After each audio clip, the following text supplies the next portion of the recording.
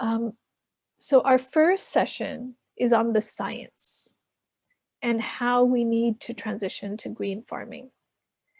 And we have a really great panel of experts who are going to be speaking to you. So first, we're going to have Xavier Poux, who is a senior researcher at who has been researching sustainable agriculture for the past 30 years with an influence of public policies on agrarian systems and development. He's currently working on the 10 years for agroecology, a scenario testing the desirability and feasibility of wide-scale agroecology on the basis of a quantitative modeling approach. And he's a senior researcher and study officer at AScA and a fellow researcher at IDDRI. So with that, I welcome you, Xavier, to make your intervention.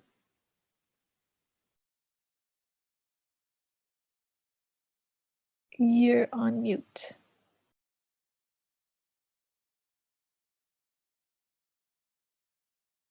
Apologize. Thank you very much, Mira. So I will share my screen. Oh. Is that okay with the presentation right now? Okay. Thank you very much for this invitation to present TIFA, the scenario Mira has been referring to. And TIFA, thus, is a scientific study testing and exploring the feasibility and plausibility of generalizing agroecology at the European Union scale. So to go right to the point, let's go to a press from The Guardian, quoting TIFA. And I like the way the Guardian summed up the main message. Research shows loss in yield could be offset by reorienting diets away from grain-fed meat. I think it says a lot of the very core of TIFA. I would just add the fact that it's discussing the lower yield paradigm, and we are saying that decreasing the production, envisaging lower yields, opens on truly robust agri-environmental approaches. And Mira said, I've been working on this for the last 30 years now, and what I've been observing is the failed promises of more with less. We have been told for now more than 30 years. So it's really a scenario discussing this finding. So what is TIFA in very short? It's a future study. It's aiming at designing an agenda for 10 years transition, making agroecology a credible transition, and it's a joint IDDRI and AScA initiative with different funders. I will not elaborate on this. So the very basis of TIFA is unprecedented and genuine biotechnical modeling. So in order to perform such a modeling, we needed to explicit the assumptions behind agroecology. What is it? And I will elaborate on this in a few slides. We have been doing so at the EU scale because we think it's a consistent level of analysis, both for socioeconomic issues as the food system of Europe is structured at this level, and obviously for also political and policy reasons. And as I said, it's, as far as we know, an unprecedented scientific project dealing with those very radical assumptions.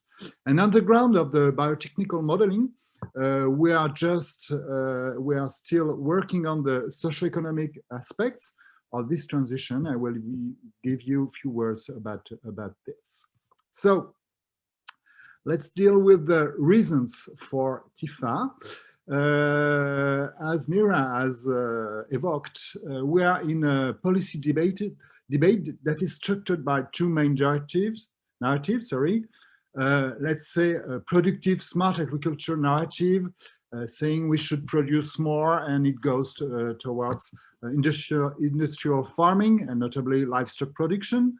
We can have also a climate smart agriculture narrative based on the land sparing concept with less livestock, but also a form of industrial vegetal production and a lot of afforestation, which raised some questions. So we saw different shortcomings in those narratives, in those implicit scenarios.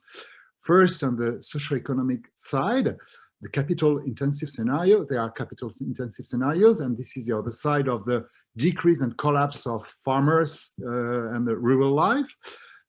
As for the environment, it doesn't say anything about pesticides, biodiversity, landscapes, and climate change adaptation. It focuses on mitigation, but as it leads to very specialized and intensive systems, it doesn't say anything about adaptation. And as for food, it doesn't say a lot about the quality of what we eat. So we wanted to propose an alternative scenario, testing agroecology, as I said, and going beyond a collection of just niche success stories we have been dealing with for the last years, and we wanted to see, is it possible to have agroecology at EU level, as I say. So let's speak about the production issue in TIFA. And we started with a very empirical starting point, supporting our main assumption, is that the conservation of biodiversity requires low input farming in absolute terms. It's not a matter of efficiency, it's a matter of getting rid of synthetic inputs. So this seems the most robust and empirical assumption against the promises of what I said, better farming and efficient farming, which has not proved for biodiversity. So in terms of modeling, this has led us to mobilize and to use the organic farming references for yields. This is obviously the most achieved model in terms of low input farming, let's say. So in the debate, one might say it's a bit irrelevant to take biodiversity as a starting point for calibrating our assumptions on production. The narrative will be, we need to produce more, and then there is no really point to consider biodiversity conservation as a limiting factor, as the driving force for all EU agriculture. Well, this is a curve showing the wheat yields in France on the long term, and what is striking are the yields on the last decade, and where there's a plateau, there's stagnation in yields and a higher variation. And then really it questions for example, the productionist projection in terms, for example, in scenarios for climate change, mitigation, they all assume that there will be higher yields. And if we look at this curve, we can really question, well, can't we go to collapse in such yields? And we have very good ecosystemic and ecological reasons to anticipate. I'm not saying it will happen. I'm saying it might happen. And if this collapse due to the fact not to take care of biodiversity would happen, it would be the collapse of the very old farming system and probably society in itself. So agroecology, what is it envisaging? It's saying, okay, we can produce less, but it will be an insurance for future if we can meet supply and demand on this aspect. So this is the very basis reasoning of TIFA. So this is a set of assumptions, agroeconomic assumptions behind TIFA. So I will not develop them, but you have the fertility management at the territorial level, the pesticide-free farming and extensification of crop production I've been mentioning, and this leads to organic farming as a reference model in terms of calibrating again. The redeployment of permanent grassland, but this is not only permanent grassland as it is today, it's based on livestock extensification farming systems. So it means semi-natural vegetation for those of you who are familiar with this concept. And of course, the other side of the model is going towards healthy and sustainable diets as whole. So this is a set of assumptions, and we insist on the fact that this is a holistic and consistent set of assumptions. You cannot move one bit of the assumptions without changing the whole story and the whole model. So here are the main findings of TIFA in one figure. I have no time to show the reasoning behind the figures by going straight forward to the conclusions. This model shows that with changing diets, we have a better and healthier food, of course. It's, of course, calibrated and then good for biodiversity and soils. I think soils life is very important as well. We have not been developing that much this aspect, but I think we have room for animal welfare issue much more than current scenarios, clearly. It's good for climate and deforestation, and here you have the phasing out of soya imports from South America, notably, so as we stand on European proteins. It's not bad for trade balance. No time to elaborate on this, but this is a conclusion due to the room of manure that we got from the reduction of needs and notably in all animal products. We're speaking about meat and also in dairy products, which is halved in the set of some assumptions, just like the Eat-Lancet report, for example. So what is the most problematic issue is probably the mass bioeconomy, that with reduction in production, we have no room of manure for a huge such model. So let's insist a bit on the biodiversity and climate, because it has been the most discussed issue when presenting TIFA. Because firstly, so I'm referring to this kind of publication you are familiar with. For example, don't buy organic food if you want to increase farm yields or seriously address climate change. So it's clearly a productionist narrative for climate.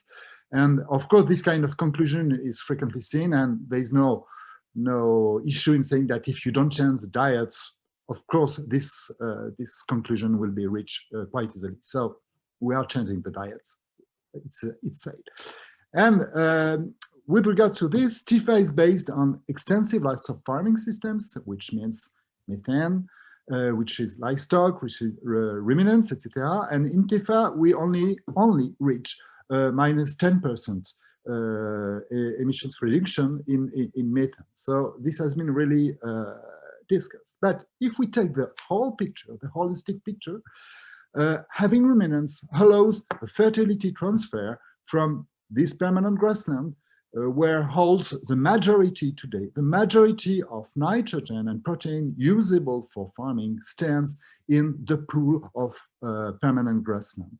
So using ruminants allows using this nitrogen, and this can lead to a substitution of synthetic fertilizers. So this is a blind spot of many scenarios not dealing with this issue. So if we combine with this use of natural fertilizers, which stands in legumes, which is clover, alfalfa, natural, and so this is linked to insects, to plant communities, to birds, etc.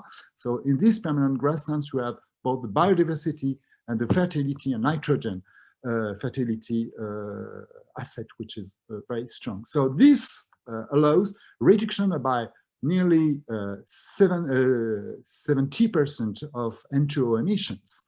And this leads to very similar reductions in emissions when compared to, let's say, climate focus and intensive farming scenarios. And probably TIFA is much better for climate change adaptation.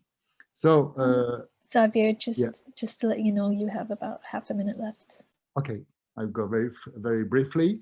So as for socioeconomic, what the main conclusion is, as for the global picture, it doesn't put food security at risk, because Europe is nowadays a net importer of calories and protein.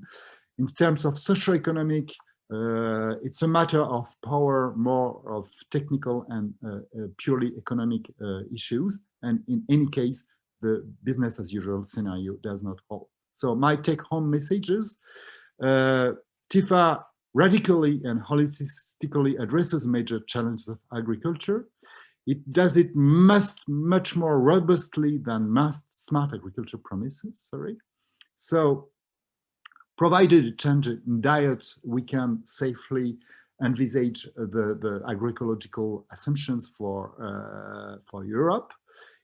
TIFA is dealing with the 2050 image, and it is a turning point back, similar as what could be 1980 when we were in 1950, sorry.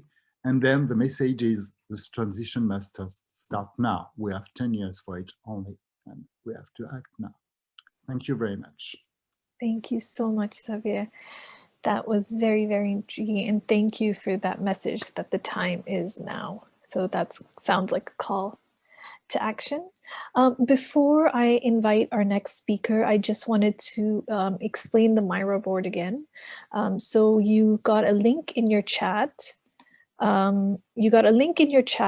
And if you click on the link, you have options, names of different countries. So if you click on the name where you are most active or have information to share, then you will be directly taken to the chart or the place on the Miro board where you can share the information. Just make sure that any information you share is information that you can share publicly and is not confidential. So we will be working on the Miro boards throughout the day, and especially during the breakout sessions this afternoon. With that, I'd like to invite our next speaker, Professor Kimberly Nicholas, an Associate Professor of Sustainability Science at Lund University. Professor Nicholas has published more than 50 articles on climate and sustainability in leading peer-reviewed journals. Her research has been featured in outlets including the New York Times, the Washington Post, the Guardian, and many others. In her research, she studies the connections between people, land, and climate to support rapid climate stabilization while improving human well-being and steward a thriving planet for future generations. She is also the author of a book, Under the Sky We Make: How to Be Human in a Warming World, on facing the climate crisis with facts, feelings, and actions. So, Professor Kimberly, I give you the floor.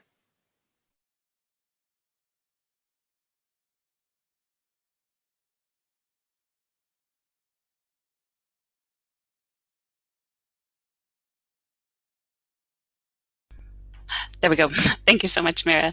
I really appreciate your kind introduction. Let me share my slides and make sure that everyone sees and hears me well. Okay. Everything look good? Great. Yes. Perfect. Thank you so much. Well, I'm giving away the punchline right here in the title, which is based on our research over the last 5 years at the Center for Sustainability Studies at Lund University. And one of our main conclusions in studying the CAP, the Common Agricultural Policy, is that there are actually billions of misspent euros in the CAP, and that these subsidies could instead be used to support sustainability and equality goals, including climate and biodiversity and income equality. So I'll give you here a brief overview of some of our recent findings. To start with a paper from a few years ago, I think it's been clearly recognized now for a long time that there are problems with the current CAP.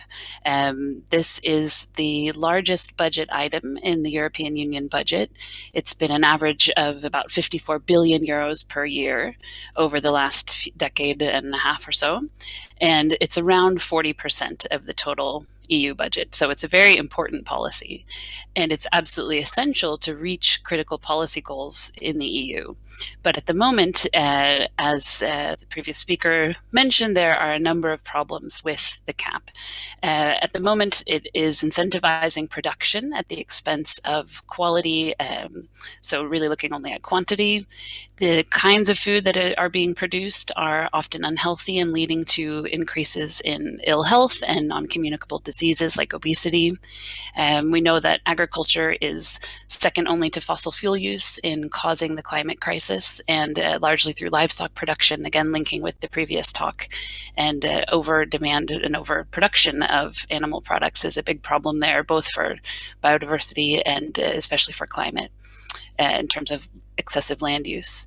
And we know that there are problems in the excuse me, problems in the rural environment. Part of the purpose of the camp is to support thriving rural landscapes and communities, and at the moment this is not the case. So there's been many studies and visions toward a future camp that would in fact achieve the goals that it sets out, which are widely agreed upon, and the need for integrating across sectors, having healthy and sustainable diets, agriculture that works with rather than against nature, and is supporting rural communities. Colleagues at the Stockholm Resilience Centre have come up with this lovely diagram showing how the 17 United Nations Sustainable Development Goals can be linked through food, and that our society and our food system rely on nature. That's the base of this wedding cake or pyramid graph here. So clean water, stable climate, thriving ecosystems with that are full of biodiversity are the basis for both nature and humans to thrive. Within that biosphere then is society and a number of goals there for health and zero hunger and education and equality that are essential for human well-being. And then last but maybe least, I should say, last and least is the economy, in the sense that the purpose of the economy really should be to produce thriving people and increases in human well-being. And part of our problem at the moment is too narrowly measuring what we're trying to achieve with the economy. So I think that needs a fundamental rethink. Let me go on now to share some of our recent work with you. A study that came out last year, led by Murray Scown. One of the things that we're interested in is how can we take these sustainable development goals and really know if we're headed in the right direction and measure our progress towards hopefully achieving them.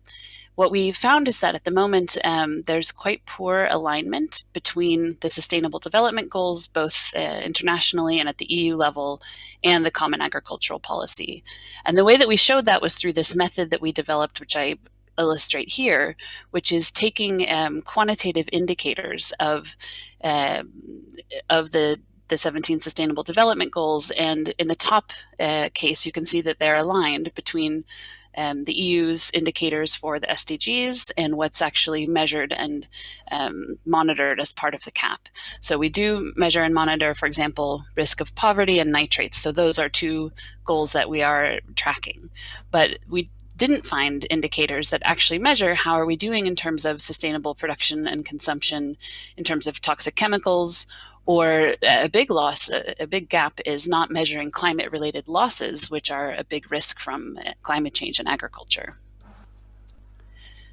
So what we found when we applied this method then to the 100 Sustainable Development Goals that have been adapted and adopted by the European Union, there were less than 30 that were actually measured within the CAP.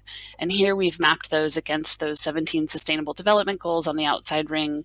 And what you see is that it's quite uneven. There are 4 important goals. We need to meet all of them, but there are 4 that are entirely missing indicators, including health, gender equality, oceans, and number 16, justice and institutions. So we need to be better tracking and monitoring how the CAP, the largest policy in the EU, is actually contributing to achieving these goals. We also see that there's variation within the goals, so we're doing a better job of measuring, for example, SDG number 2 having to do with zero hunger and food production. There we're making a bunch of measurements, but we have many fewer measurements for many of the other goals. Something that we found, or that we suggest, is that from analyzing policy and policy documents, scientific literature, and tools used by farmers in practice, so trying to bring these three spheres of science, policy, and practice together, we identified 32 variables that are agreed on between these groups as constituting sustainable food systems in Europe. And our suggestion is to use these as at least an initial basis in considering both study research and policy design should be measuring and tracking these indicators. And in the papers that are listed, we list the sources for them. So these are data that are available and that could be made better use of. In a paper last year, again led by Murray Scown, and this time with Mark Brady as well, we did a very comprehensive analysis of the spending of the CAP. So these, nearly 60 billion euros that are spent on the policy. And I'll take you through this graph from left to right. So what this shows is in the upper half, the CAP is divided into two pillars. Pillar 1 is primarily directed at income support, and Pillar 2 at a range of additional goals. So you see about 75%, so the vast majority of funding, which is what's in the first column, is coming from Pillar 1. And those then are mapping onto the blue column, the second column, which is the CAP objectives. There are now 9 modern CAP objectives, and I won't go through them all, but they're both to support farm income and other economic goals, but including, importantly, protecting biodiversity, climate action, vibrant rural areas, food, health, and quality, and so on. And the key takeaway here is that the flow from left to right shows that the vast majority of money is going into that first objective of income support. And that objective is quite poorly aligned both with sustainable development goals, which are part of the purpose of the policy that it's trying to achieve, and then poorly monitored. That last light blue column on the far right is the indicators that are used to measure and report on the CAP. And the bottom line here is that the majority of indicators are actually not aligned with the Sustainable Development Goals. So you see that in this bottom gray bar here. And importantly, it's really Pillar 2 that is best supporting this broad range of very important goals, or rather objectives, that are in fact aligned with the SDGs. But there's very little funding actually supporting those goals, and there's very few indicators used to monitor them and demonstrate progress. So one more result before I start to sum up. This is again from that paper we published last year, and I certainly encourage you to download it. It's all of our work has been published open access, and I hope that it's of interest and use to some of you. But the main finding here, this is where the title for my talk comes from. We, for the first time, mapped both geographically by these regions that you see here mapped across Europe, about 240 regions, where the payments from the CAP are going and for what purpose. So we spent a lot of work and time and effort with a lot of help from translators and a big team to actually do this work that has not been done before.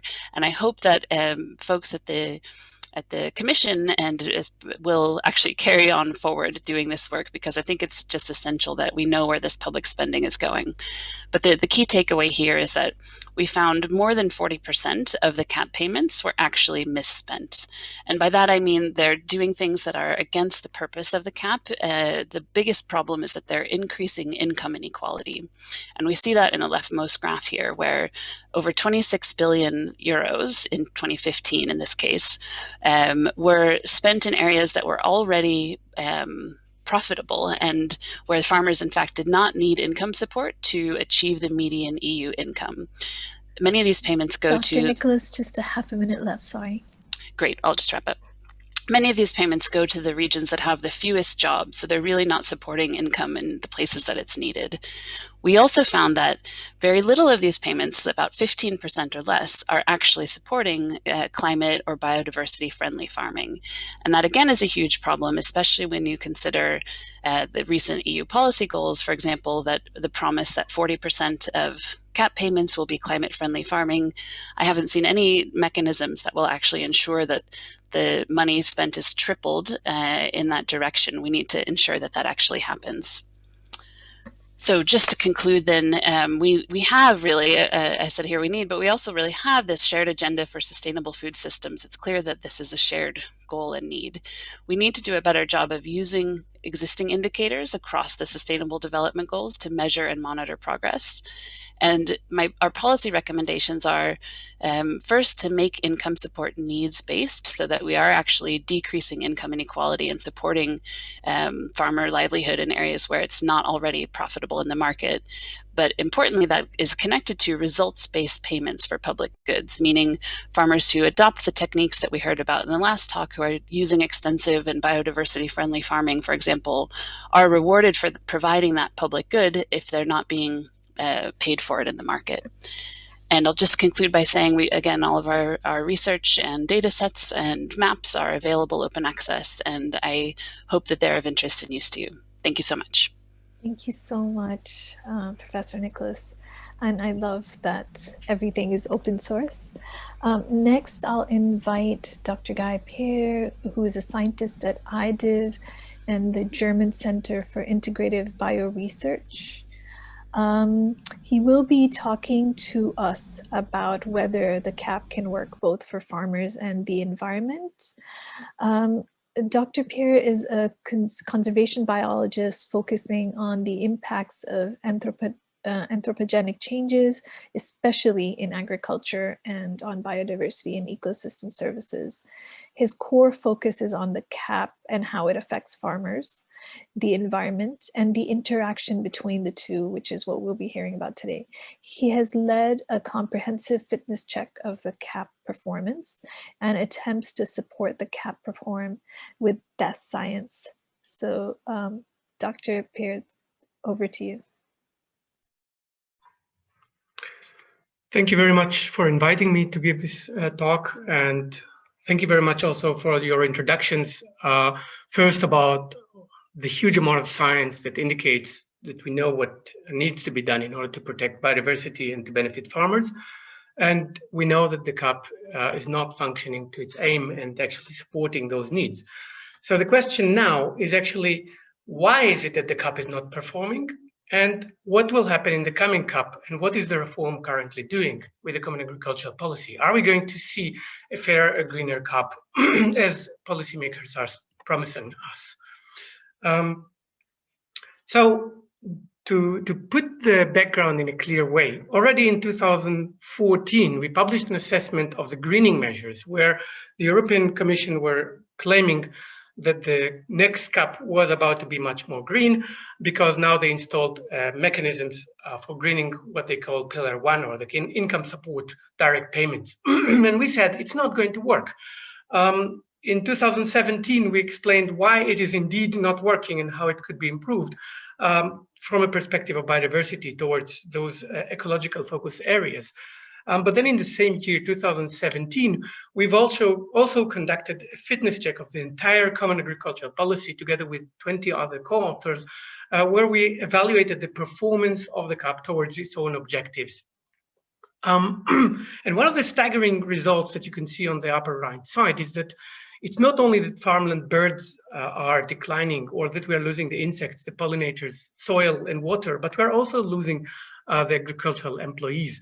We're not managing to stop the processes of rural exodus, people moving into towns and leaving their jobs, increase in farm size, etc. And the problem is that these failures are actually not because of lack of knowledge. There are hundreds of publications that we found about what could be done both for the benefits of farmers and with the environment, and how can the CAP compensate, for instance, for income forgone in the case that you allocate a bit of nature in order to protect your own products for the future. The biggest criticism on the CAP actually doesn't come from environment. It comes from economists basically saying systematically for many years that a large proportion of the CAP is wasted towards the wrong objectives. As Kimberly Nicholas was just showing us, 24 billions are misspent, primarily because of the biggest elephant in the room of the CAP, which is direct payments. They have been assigned as a local solution towards the problem of discontinuity in previous CAP reforms, and they stay since then, but they're unequally distributed so that 80% of the funding goes to 20% of the farmers. They go towards land markets and increase land rents, which is obviously no more income, but rather landowners. And we do see a lot of legal land grabbing and land concentration in the EU. And in fact, they don't have a clear objective. If the objective is income support, then there are many other instruments. And of course, you should evaluate whether they are actually promoting income. But the EU is not using indicators of income support and whether the farmers that need income support actually receive it. In the previous reform, there has been an attempt to improve that through a mechanism where you stop paying after a certain level. This is capping, and you redistribute the money. But the mechanism, as we analyzed and showed, does not work. So this is a big economic problem. On the other hand, during the last CAP reform, the new measures called greening were introduced, but already in 2014, we've shown that if you exempt 50% of the area and 90% of the farmers from doing anything, you set very low thresholds, and you include ineffective options that from a scientific perspective we know that are not going to work, then of course farmers will take up those measures that don't have any impact. And we can see on the graph on the right side lower that 72% of the options that farmers were indeed taking up were those that have no effect on biodiversity. And within the effective options, the larger share that you see are fallow land. And if you think of landscape features as an important element, it comprises less than 3%. You can hardly see it on the graph. Mostly from evaluations of the CAP, we see that about 97% of farmers and farms didn't actually do anything with greening. So it's a verb that did not lead to any changes, except for supporting direct payments and even more funds shifting into Pillar 1. So in this sense, in the last CAP, we've seen a weakening of agri-environment climate measures being the best instrument that we have towards an aim. Now, we are constantly hearing that the next CAP is going to be better, that it's going to be fairer, it's going to be greener. We have 9 objectives, which are adhering, if you want, to the SDGs. We have 3 on environment, 3 on social aspects, 3 on economic aspects. But on the other hand, if you look at the division of budgets, then 60% is going towards farm income, as I said, without even supporting the income objective. 11% on competitiveness, which is actually against rural environment and those weaker farmers. So in this sense, it has trade-offs with other objectives. And then there's the rest of the CAP, including 0 support for shortening the value chain. We constantly hear that some products are too cheap, like meat and dairy products, but actually there are no means in the CAP, no even instruments to support some of the objectives of the CAP itself. We also heard that the next CAP is going to be innovative. We are going to have eco schemes in Pillar 1. This is a voluntary measure to replace the compulsory measure of greening, because you cannot force farmers to go the extra mile. It's not a bad idea. It's actually quite a good conceptual idea, and the same one that we have in Pillar 2. In rural developments, we have agri-environment climate measures. And the reason you see different coloring of green and dark green is because not all of the agri-environment measures are effective, and most of the greening is not effective. Whether eco schemes will be greener or agri-environment measures will be greener is unclear. But what we do know is that if you put ineffective measures into them, then you will dilute them. So what you see on the left side is what the CAP currently looks like, and what you see on the right side is how the CAP is going to look like in the future. The promised CAP is going to be greener by enhancing conditionality. So farmers have to do what needs to be done, such as good agricultural practices like catch crops or protecting soil, etc. This is good to just do it because of other reasons like soil and water retention, but not because this is greener than before. This is just good practice. So we evaluated, together with an interdisciplinary group of scientists, already in 2018, the Commission proposal, and we said this is not going to work either. It's actually containing more risks than benefits, partly because you give even more flexibility for member states to do what they want, which, as we've seen before, they don't have really the ambition of doing that. So if you give them more flexibility and you cancel some elements and you reduce the budget for Pillar 2 instead of increasing it, then you're actually acting against the needs that we are constantly hearing of supporting rural areas and farmers trying to do the best.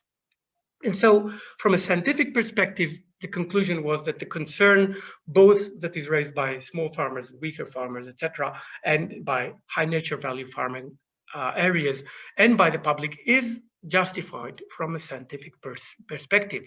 And these are risks to the European Green Deal, but also to farming of the EU. Together with 3,600 scientists that supported this, we've developed a set of recommendations. What could be done now as of the reform of the CAP towards the CAP post-2022? And we published that, and the good news at least is that after publishing the call for an action, we had very good interactions with some policymakers across levels, especially with DG Agri and with Timmermans' office. We've been in exchange since then, and we've been asked and mandated to conduct workshops across the EU. We managed within merely 2 months, actually 3 months, we had workshops taking place, voluntary by scientists that are willing to and want to help, making it into a success story, collecting the recommendations from 237 scientists. So here, just a minute left. And I'm currently synthesizing these recommendations of how we could do better even now. Unfortunately, the European Commission is standing alone against the votes that were taken by the Parliament and the Council to go exactly the opposite direction. So we are highly concerned about that. And there are still recommendations that came up that are extremely relevant even within the 3 months to come, such as protecting non-protective areas, to protect conditionality and not to dilute it by adding non-productive areas, to expand eligibility to habitats that are not even supported by the CAP at all, but also to make sure that eco schemes really are a success story. Don't include elements that are not linked to biodiversity, like precision farming without any link to biodiversity, or animal welfare, not on pastures. And we have a long list of recommendations that are still achievable if there is a will to listen to the consensus of both science across disciplines and the public. If this doesn't work, we'll have to think what happens next. Already in August, we published 3 scenarios of how the CAP can continue in the future. One is the win-win option of an ambitious CAP, which could be a success story for farmers, for farming, and for the EU. Unfortunately, I am losing the hope that this will happen. The second option, and maybe the best one, is the farm-to-fork policy, which replaces the strategy that was proposed by the Commission to simply phase out direct payments because there's no remedy to a case where a small number of recipients are sitting on large buckets of money and fight for the continuation of this misspending of money. And the last option, which would probably be a lose-lose to everybody, would be the end of the CAP. If there's no way and no remedy and science is not being taken, then maybe we need to think what should be the next steps, such as putting those good elements into a fund for nature, protect nature also for the benefit of farmers, and protect farmers who want to do good, taking the ideas of public payments for public goods, and let natural other elements such as market forces and national regulations do the job. I don't know if they will, but we'll have to explore these scenarios in the coming years. Thank you very much for listening, and we'll be discussing that afterwards. Thank you so much for that informative presentation, and there's a lot to discuss, I'm sure. Next, I'd like to invite Nick Jacobs, who's the director of IPES-Food, which is the International Panel of Experts on Sustainable Food Systems. He'll be talking to us about systemic solutions for systemic problems towards a common food policy. Nick is a Brussels-based agri-food policy specialist. As the director of IPES-Food, he has led the panel's work on EU policy reform, agroecology, and the health impacts of food systems. He previously worked in support of a team to the UN Special Rapporteur on the right to food, and is an agri-food journalist as well. Nick holds a master's in modern languages from the University of Cambridge and an MSc in globalization and development from the University of Antwerp. Over to you, Nick. Thanks very much, Mira. I'm just going to share my screen. 1 moment.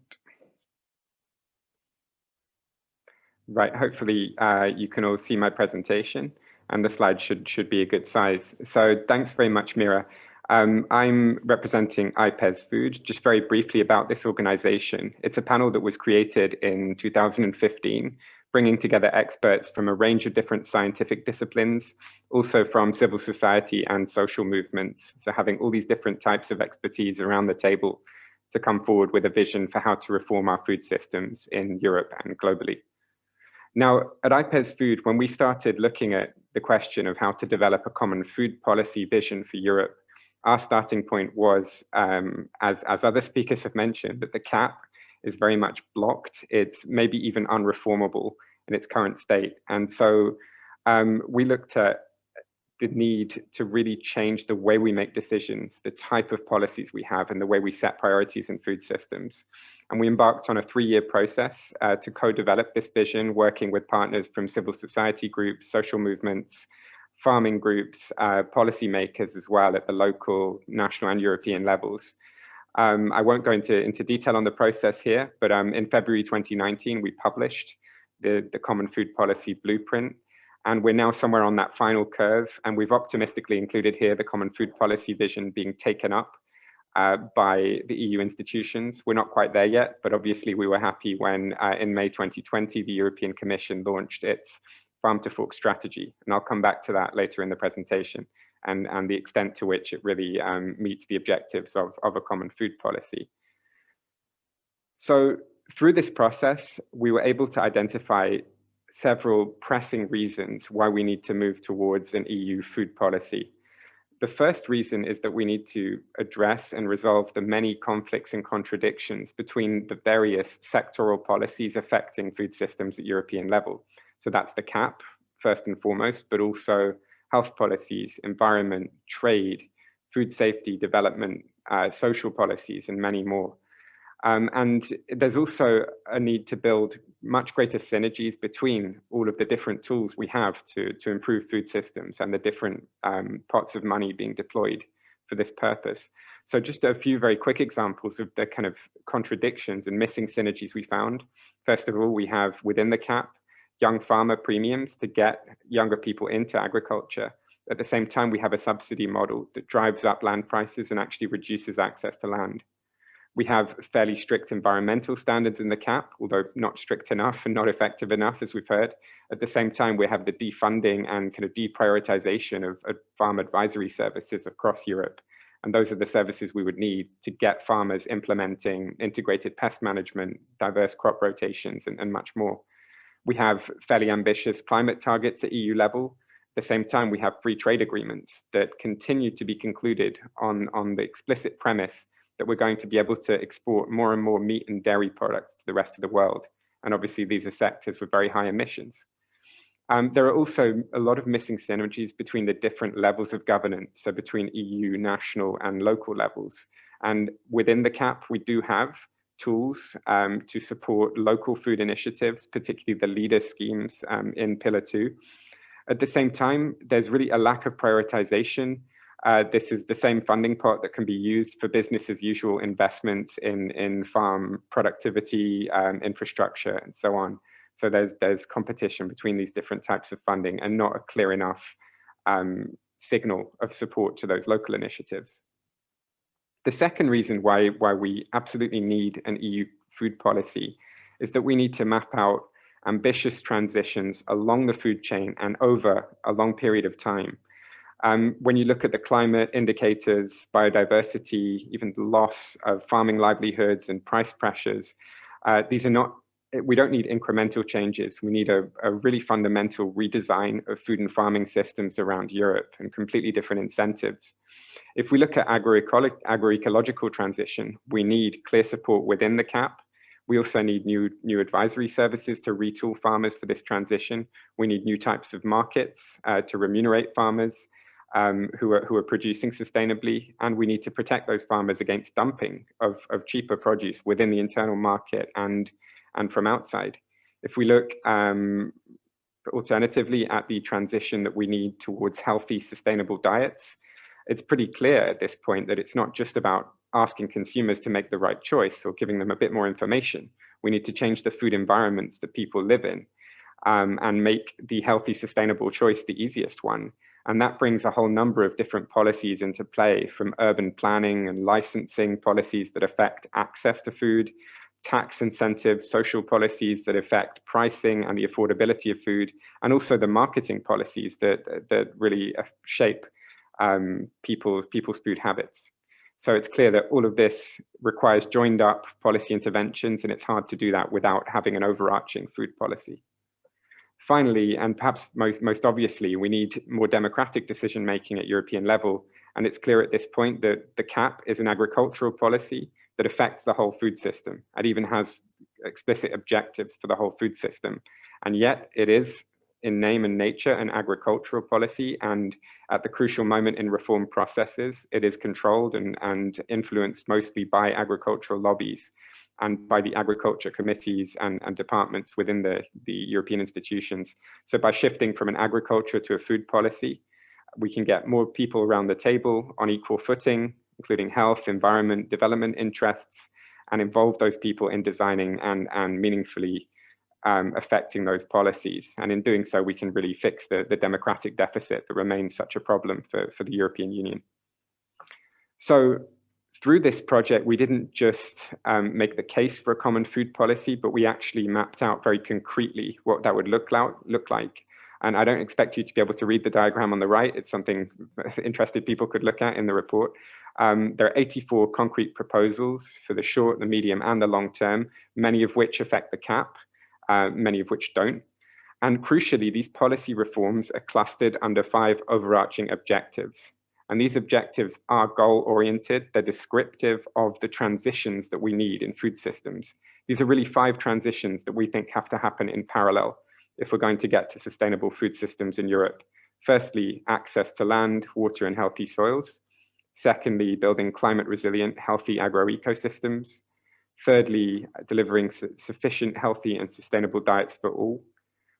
Fourth, fairer, shorter, and cleaner supply chains. And finally, putting trade in the service of sustainable development.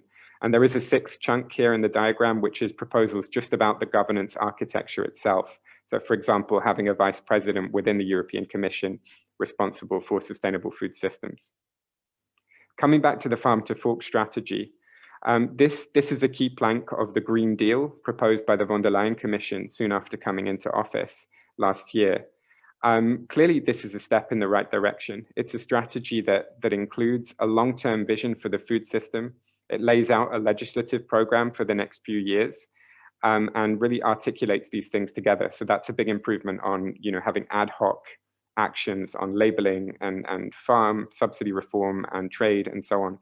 And perhaps most positively, this strategy was developed in a cross-sectoral way by DG Santé, DG Environment, DG Agri, and DG Trade. And that really shows in the balance between the objectives that have come out. However, there are a number of challenges in terms of the ability for this strategy to deliver the kind of comprehensive, ambitious roadmap to food systems that we've laid out with the common food policy vision. Some of these challenges relate to the strategy itself, and some relate to the way the debate and discussion is unfolding at present. Firstly, the strategy is focused on targets. It has targets for reductions in pesticide, fertilizer use, reductions in antibiotics, increasing the organic acreage. And while these targets are very positive, the risk here is that we have targets without having a broader sense of the direction of travel and what food systems will look like when we get there, and without really being clear on the different tools that will be available for farmers to meet those targets. So that makes the targets vulnerable. And actually, we're seeing already they're being attacked a lot in the initial debates. Nick, you have a minute left. Thanks. Secondly, we see a kind of a la carte approach to technologies. So the strategy mentions gene editing, precision agriculture, other sort of the importance of bringing technological innovation to bear. It also mentions agroecology. And clearly the strategy is being clear on the benefits, but not on the risks of some of this technological innovation. And we know that a big focus on technological innovation can lead to path dependencies. It can lead to farmers having to adopt monocultures, which we know are not good for sustainability, particularly biodiversity. It can lead to debt. It can lead to a loss of autonomy. So we're not seeing that reflection on the risks there. And we're not seeing a clear enough adoption of agroecology as the kind of direction of travel in the midterm. Finally, there are risks in terms of the governance. There's been this cross-sectoral approach in developing the strategy, but it's not clear how that will be maintained from here on. And it would be certainly very limiting to the farm to fork strategy if the different legislative proposals as they're taken forward are controlled only by one department or one committee. And there's also questions about how to connect citizens to this. And one thing IPES-Food has proposed is having an EU Food Policy Council to channel the energy at the local level for food systems and for food being involved in food policy, and to bring that to the EU level. There are also questions on how the farm to fork strategy interacts with CAP reform, and that's maybe something to leave for the Q&A for the sake of time. But clearly the current CAP reforms as they're being concluded do not go in the direction of meeting the objectives of the farm to fork strategy and could therefore limit this strategy. Thanks very much. Thanks so much, Nick. And I'm sure there are lots of questions to follow up with that. I'd like to thank all the speakers for your wonderful presentations, insightful presentations, and we've been getting a lot of questions for the panelists. But just to begin, there are a few questions that I'd like to put forward to some of you, and then we will be able to take questions that we've been asked in the Q&A. So I'd be grateful if you could keep your responses to 1 or 2 minutes, because we have a limited time available and we'd like to accommodate as many questions as possible. So my first question is to Xavier. Is agroecology compatible with food security? What about farmers' incomes? Or if you have any other insights about the role of the CAP in the transition? Thank you very much. So this is about the slide I didn't have time to present, so it's nice to have this question. Great. You're also, if you'd like to turn your camera on. Okay. Is that okay? Yeah. So thank you for this question. I think that as for security, this is I didn't have time to develop it, but we have been developing a model, a global model, testing whether what would be the consequences if TIFA is adopted at the global level using a global agri model of biomass and flows, etc. So the conclusion is that assuming the assumptions of TIFA at the global level for the EU and the consequences on the rest of the world would not put food security at risk for one main reason. This is a figure I presented in a slide, but today we have to be aware that Europe is a net importer of calories and protein. So this is not true that Europe is feeding the rest of the world and that with the reduction of production we would endanger food security. It's exactly the other way around. So we see agroecology in Europe, on the contrary, as a good way to secure food security, if I may say. And as for farmers, the farmers' income, etc. Firstly, I would like to say that the present situation, which is not agroecology, is harming farmers' income. So the comparison is not between the satisfactory present situation and then risky agroecology. This is not the way it is. And secondly, as for agroecology, as Guy and many speakers have shown, as a matter of fact, the reasons for the environmental crisis are quite the same as for the social crisis.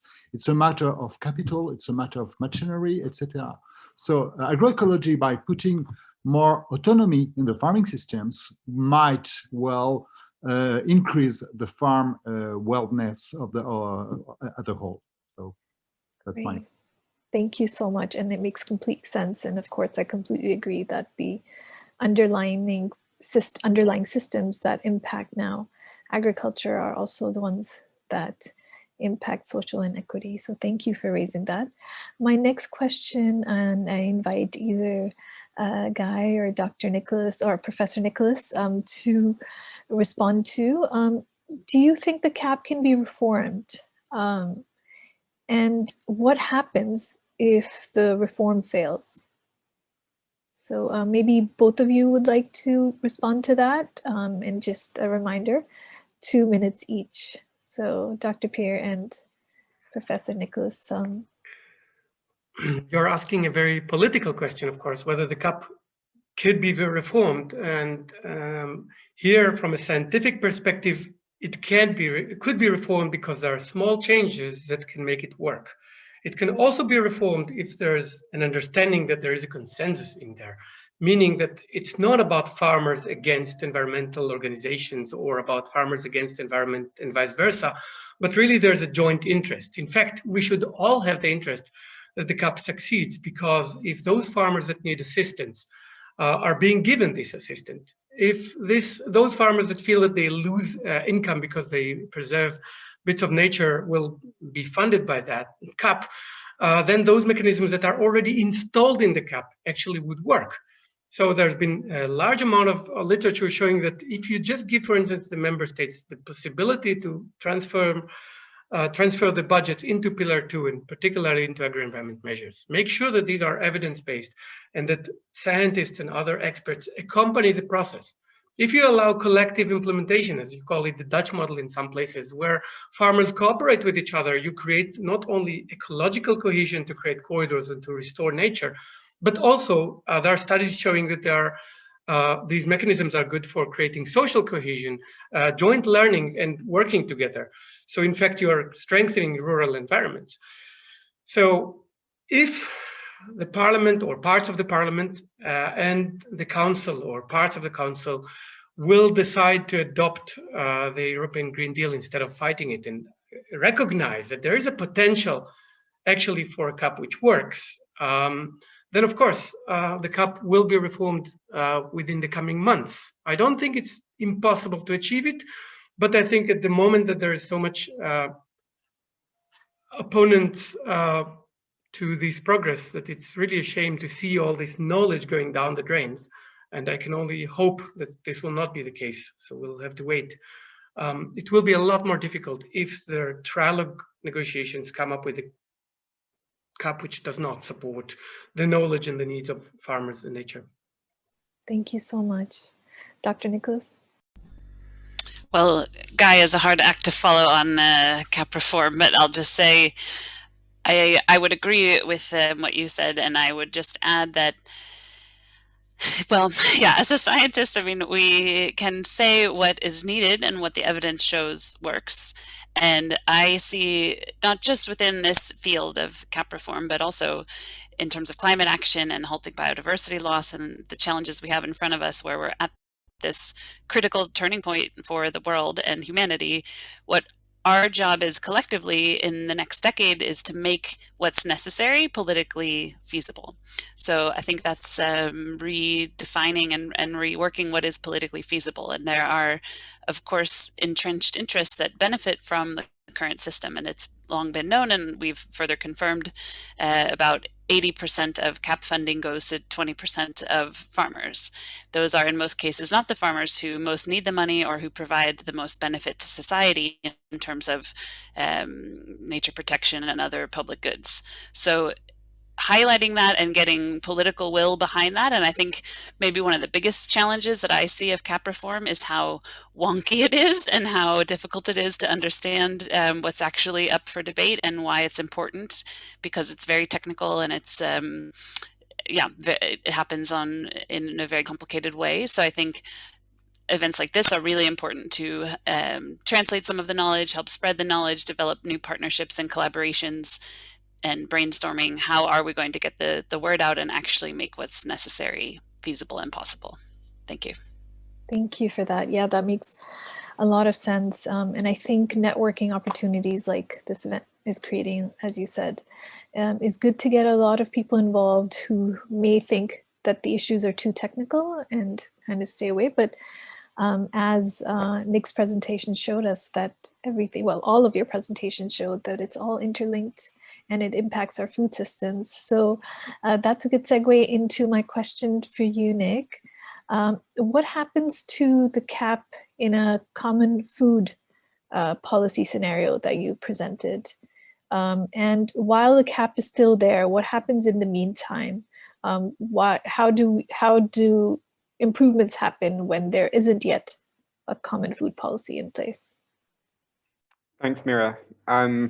So our vision for a common food policy is certainly not one that replaces or phases out the cap. I don't know if it would still be called a cap, but we certainly would still need an agricultural policy and many of the tools that are already there, but certainly in different combinations and with different prioritization and different amounts of funding.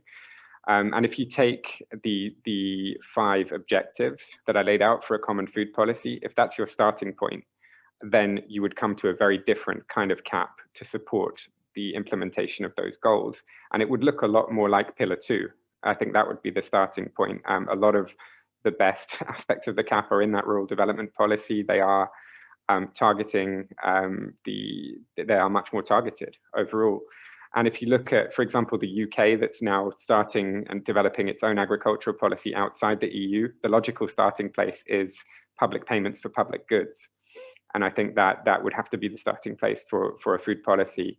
And the key thing here is that all of those different sectoral policies are still needed. You would still need a trade policy as well and an environment policy, but they would be defined kind of in alignment with the overarching goals of a food policy. And that's what makes it so crucial to have that new governance architecture and to have clear political leadership and clear kind of embedding of a food policy as a top level priority of the European Commission, with a champion at the top of the Commission. So, and we already have Vice President Timmermans overseeing the Green Deal.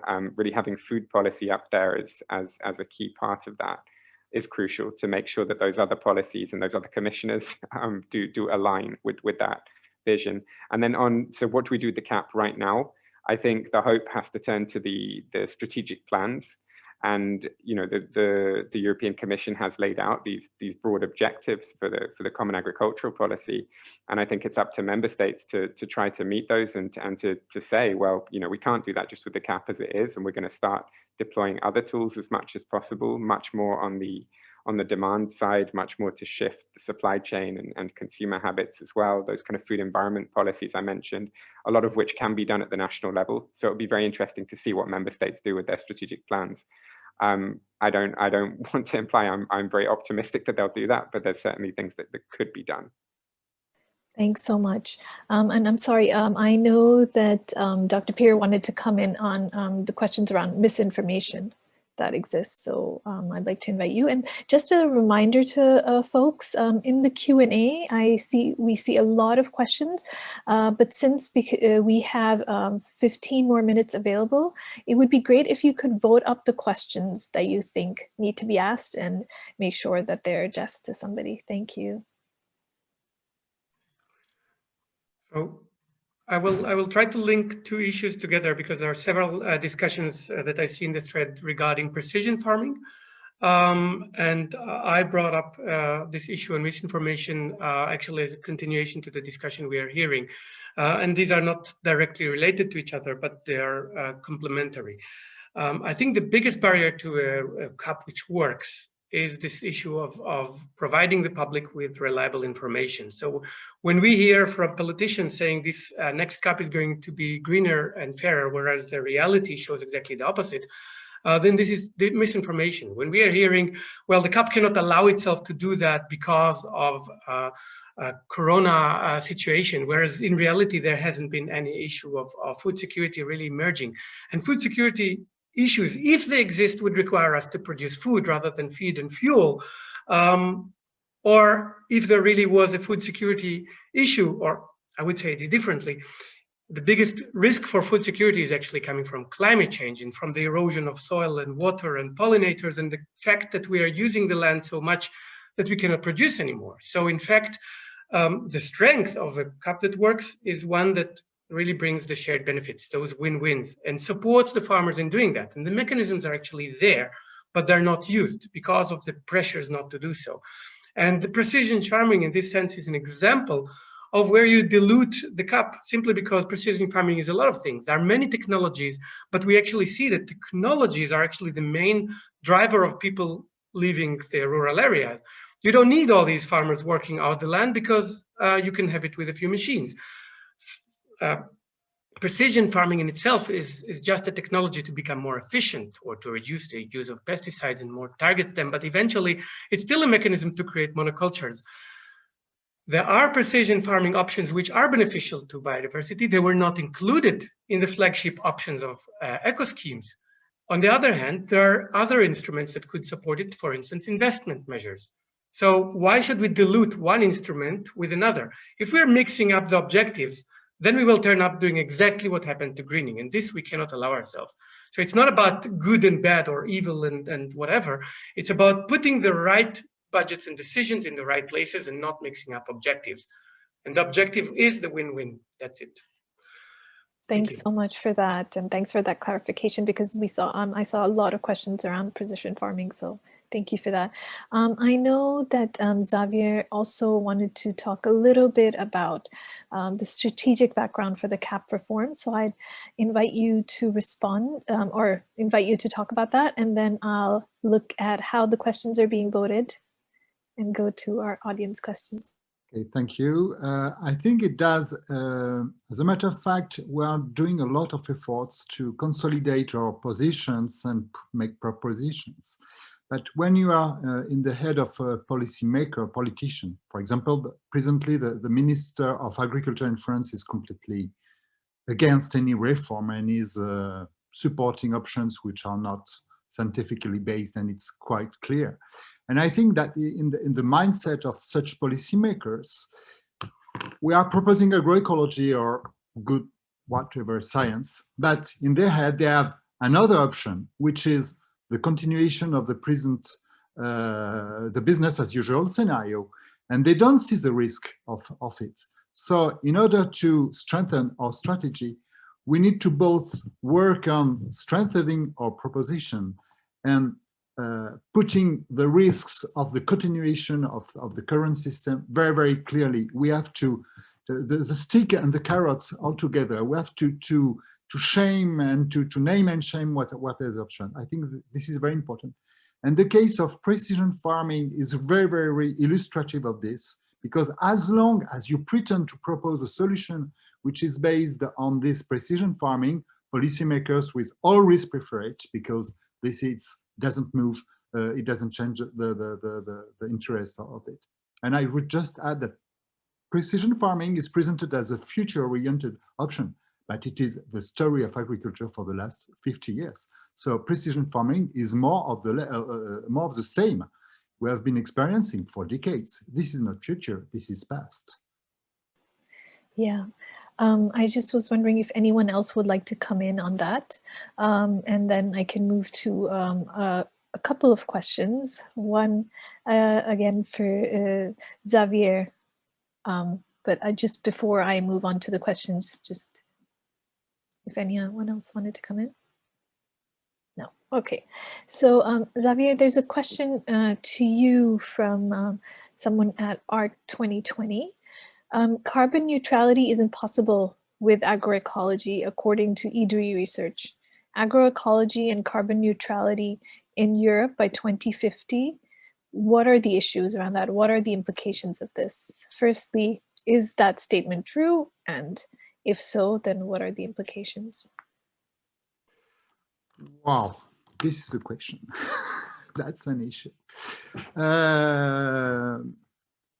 Well, in short, yes, I think that carbon neutrality is a very, very tricky concept, to be honest, because it is presented as achievable, but from my perspective, this is not really a holdable option for many reasons. So that's true that TIFA doesn't bring to carbon neutrality, but I'm not sure that any other scenario would bring to carbon neutrality.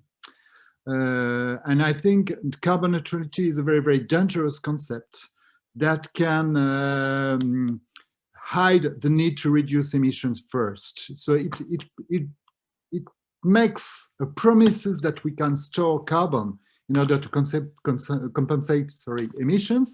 But I think this is not true. And in most scenarios, carbon sequestration is a one-shot option. We have to be aware of that. Second. And secondly, that if we use this carbon sequestration through afforestation, If you lose with this carbon sequestration and afforestation for biomass production, many scientists will say that it will lead to a disaster because of soil compaction issue, etc. So, in short, no, we don't promise carbon neutrality, that's true, but we think this is the honest conclusion that any scientific should say. Thank you so much. I know that both Kimberly and Dr. Pierre wanted to come in. So Dr. Nicholas, or Professor Nicholas, sorry. You can also call me Kim. Thank you. Just to complement then what Xavier just said, I think one important thing to keep in mind is that it is really clear where we do need zero carbon is from fossil fuels. So it is essential that we shut down and replace fossil fuels with clean energy. That is essential. So the climate will not stabilize until the point where humans are no longer adding carbon to the atmosphere. And right now, close to 90% of the carbon, the CO2 that we add, comes from fossil fuels. So that does have to go to zero. When we talk about agriculture, we're looking more at the greenhouse gases methane and nitrous oxide, and those need to decline in order to stabilize the climate, but not all the way to absolute zero. So I think it's really important to understand and separate those in the context of what was just said. It's true that it is probably not, we don't want to overpromise carbon neutrality as a guarantee of agriculture, but we have to have agriculture to feed people, and we need to find ways to do that in a climate smart and climate friendly way that is as close to zero emissions as possible. But we actually have to get to zero emissions from energy by leaving fossil fuels in the ground. Thanks. Thank you, Dr. Pierre. Yeah, so first of all, we need to look where the emissions are and how much agriculture is supporting actually or contributing to climate change. And officially the CAP, or at least agriculture in Europe, is supporting or contributing 10% of greenhouse gas emissions. If we look at the numbers, 2/3 of these emissions, as Kim was saying, is basically from animal production for either meat or dairy production, or from nitrogen fertilization. So if you reduce these, then you already will diminish a lot of the greenhouse gas emissions coming from agriculture directly, but also indirectly, because we are importing additional emissions for particularly soy or other feedstocks that we're importing from other areas of the world, including also additional greenhouse gas emissions coming from deforestation in Brazil, etc. So if you are actually considering all the agricultural related emissions, you are actually doubling the amount of contribution from agriculture because of pressure on land. And we are aggravating this when we are moving into renewable energies and putting even more pressure on land towards something which is not resolving the problem. And the next CAP in this sense might even aggravate this problem. Additionally, we should not forget about wetlands. 3% of the agriculture areas cover 25% of greenhouse gas emissions. So there is a huge amount to win with very little area, and there is almost no proposal on how to do that. The Commission has proposed to do that. It will not be impossible if there's a decision to do that. But this is where the farm to fork strategy comes in, because if we don't change our consumption patterns, then if you produce less meat in Europe, then you'll still import meat and other products from elsewhere. So we are importing those emissions, and then we are exporting meat and dairy products. This is not a sustainable system, but this has to be addressed both at the production and consumption sides. Thank you. And thank you for mentioning consumption, because that element always gets missed in the conversation. There is a bit of a follow-up that either Kim or Dr. Pierre can answer is, what happens to nature and climate under business as usual CAP? I know that in some of your presentations you alluded to that, but if one of you would like to respond to that. Yep. I can take a quick stab. I mean, I don't think catastrophe is too strong of a word. We are seeing a devastating loss of life on Earth right now, and we see that trend in Europe as well as around the world. Agriculture is the biggest driver of that loss of biodiversity and intact and healthy ecosystems.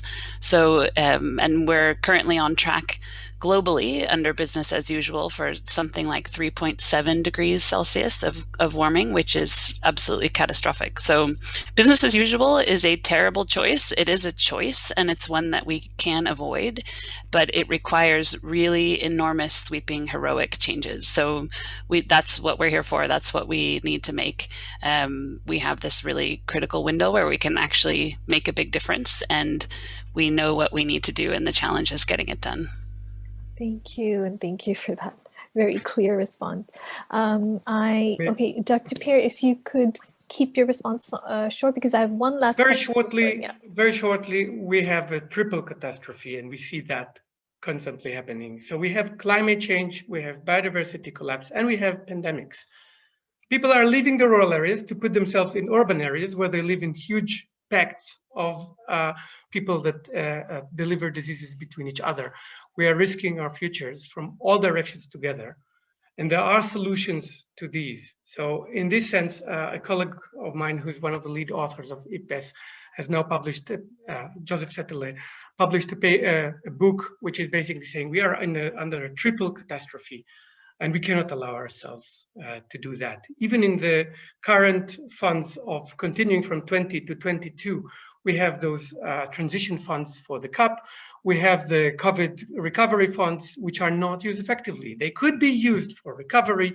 They could be used for changing consumption. They could be used for non-productive investment, for mapping where we have and what we need. We have 2 years of a time until the next CAP is actually kicking in to actually do something useful. At the moment, this is not yet happening, and we need to do that urgently. Yeah, completely agree. And my last question would be for Nick.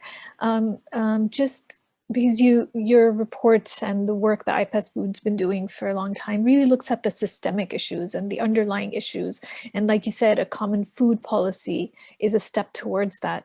And I wonder if there's something in your research where it looks particularly at the water, energy, food nexus, because they're also interlinked. And so, like you said, there needs to be kind of a common vision, but then it links to so many areas, not just climate and food, but Sure. And I think it's very clear that the current approach of having an EU-wide agricultural policy operating from the top down is not working. It's not allowing us to create a sustainable food, water, climate nexus, mostly because things like water are seen as an input for agricultural productivity. And that's what happens with an agricultural policy. And, you know, a crucial thing is, I think, to move towards kind of territorial management of food systems, because if you're looking at this on a territorial level, and how do we have a sustainable food production and resource management on a territorial scale, then you'll look at these questions very differently, and you think, you know, how do we want to use these resources? It's not just an import for agriculture and for food that might be exported then. But you know that there are a number of competing uses rather there for that water, for that land. So a really essential element of a common food policy, or of any kind of policy reform for our food systems, needs to be to kind of shift more and more decision making, I think, to that regional and territorial level, which is the level at which a food system can be made sustainable and connections can be made or remade between cities and their hinterlands, between producers, consumers, and you can have that kind of circular resource usage managed at that scale much more meaningfully than you can if you talk about circularity at the European level. So a European food policy is also a territorial food policy.